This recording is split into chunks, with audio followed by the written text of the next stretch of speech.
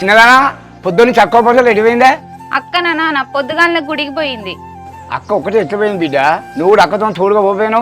ఎక్కడ నాన్న? అది గుడికి పోయే విషయం నాకు చెప్పలేదు. నేను పొద్దున లేసరికి నాన్నకు చెప్పు గుడికి వెళ్తాను అని చెప్పింది. ఇప్పుడు గుడికి ఎందుకు పోయింది బిడ్డ?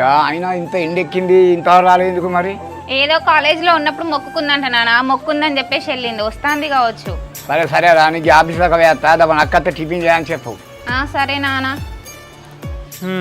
నువ్వు వచ్చిన పని అయితే అయిపోయింది కదా, వెళ్దామా ఇంటికి? బా కోసేపు ఉండు కదా రాఘవా, ఇప్పుడే నా మనసులో భారం అంతా పోయి ప్రశాంతంగా ఉన్నా. నువ్వు ఇక్కడ ప్రశాంతంగానే ఉన్నావు, పాపం అక్కడ మీ బావనే ఎంత బాధపడుతుండేమో.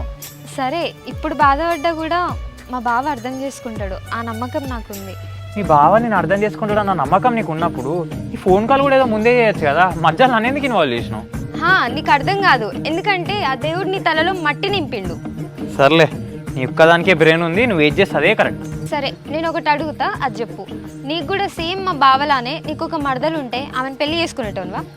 నేనైతే హ్యాపీగా పెళ్లి చేసుకునేటోను నా మరదల్ని, దాన్ని సంతోషంగా చూసుకునేటోను. మాటలు చాలే, చిన్నప్పటి నుంచి చూసుకుంటూ వచ్చిన మా బావని నేను, ఎంత కష్టం ఉంటుందో నీకు తెలియదు.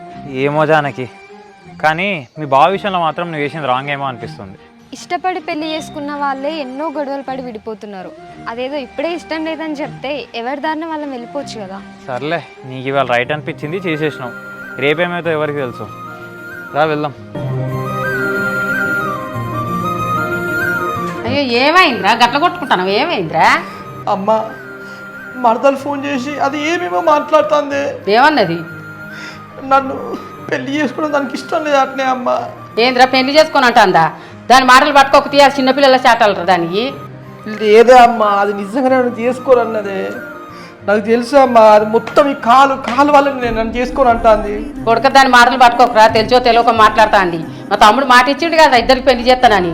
అమ్మ డైరెక్ట్ ఫోన్ చేసి నాకు నన్ను చేసుకోవడం ఇష్టం లేదని చెప్పేసిన తర్వాత మామ ఏం చేస్తాడే, బలవంతంగా అయితే మా ఇద్దరికి అయితే పెళ్లి చేయలేడు కదనే. కొడుక దాని మాటలు పట్టుకోకరా, చిన్నపిల్ల చాటలు అవి తెలిసి తెలియని మాటలు. పోయి మా తమ్ముడికి ఫోన్ చేసి నేను మాట్లాడతాను.